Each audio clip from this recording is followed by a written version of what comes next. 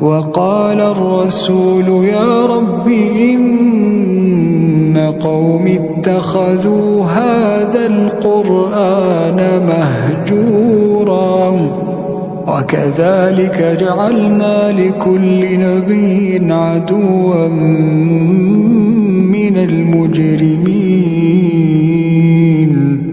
وكفى بربك هاديا ونصيرا.